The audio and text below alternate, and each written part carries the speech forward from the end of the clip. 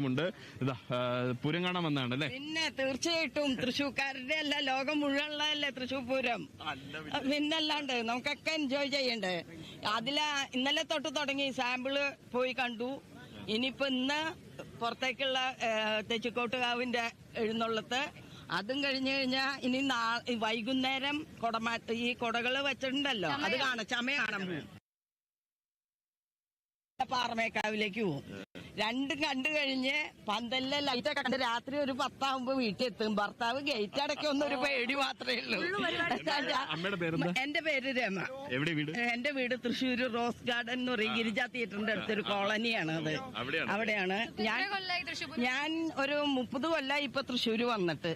അതില് ഭൂരിഭാഗവും ഹസ്ബൻഡും ഞാനും കൂടിയേ വരാറ്. ഇപ്പൊ ഹസ്ബൻഡിന് ഇത്തിരി ഈ തിരക്കിൽ വരാൻ ബുദ്ധിമുട്ട്. അപ്പൊ ഞാനത് ഏറ്റെടുത്തു. കുറച്ചു കൊല്ലമായിട്ട് ഇപ്പൊ ഞാൻ വരുന്നുണ്ട് സ്ഥിരം. ഞാനും ഇപ്പൊ എന്റെ ചേച്ചി വന്നിട്ടുണ്ട്. അപ്പൊ ഞങ്ങള് രണ്ടാളും കൂടെ ഇന്നലെ തൊട്ട് തുടങ്ങി. ഇന്നലെ ഞങ്ങള് കുറെ ഹലോ റേഡിയോന്റെ ലിസണേഴ്സാ.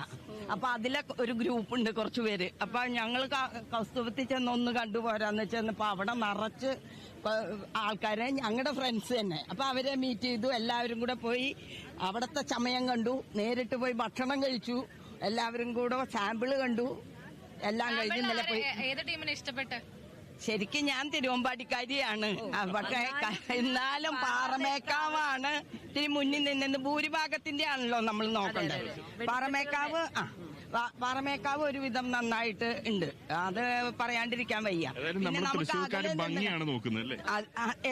തൃശ്ശൂർക്കാര് ജാതി മത വർഗ രാഷ്ട്രീയ ഭേദമന്യേ കാണുന്നത് തൃശ്ശൂർ പൂരം. അതെന്ന് പറഞ്ഞാൽ ഒരു കൂട്ടായ്മയാ. ഓണം, തൃശ്ശൂർ പൂരം ഇപ്പം എന്ന് പറഞ്ഞാൽ ഇപ്പോഴത്തെ തലമുറകള് എന്താന്ന് വെച്ചാ ഒന്നും വേണ്ട, എല്ലാം നമ്മൾ ഒന്നാന്നുള്ള രീതിയിലാണ് പോണേ.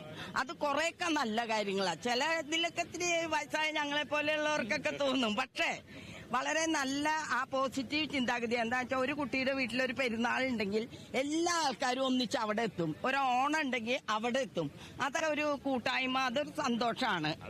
അതെ, അത് വേണം. അതാണ് നമുക്ക് തൃശ്ശൂർ പൂരം ലോകമൊട്ടുക്ക്. ഇപ്പൊ എന്റെ മക്കളൊക്കെ പുറത്താ, അപ്പൊ അവരവിടെ ഇരുന്നാ വീക്ഷിക്കണേ. ഞാൻ ഈ വീഡിയോയിൽ ഇന്നലെ സാമ്പിള് നേരിട്ട് അവർക്ക് കാണിച്ചു കൊടുത്തു. അതൊക്കെ ഒരു സന്തോഷമല്ലേ? അതെ, നമുക്ക് അങ്ങോട്ട് തിരിയാം. എന്തായാലും സന്തോഷം. സമയത്തിനകം എറണാകുളം ശിവകുമാർ വരും എന്നുള്ള ആവേശമാണ് കേൾക്കുന്നത്. പക്ഷേ മിനിസ്റ്റർ പറഞ്ഞനുസരിച്ച് 12 കാലം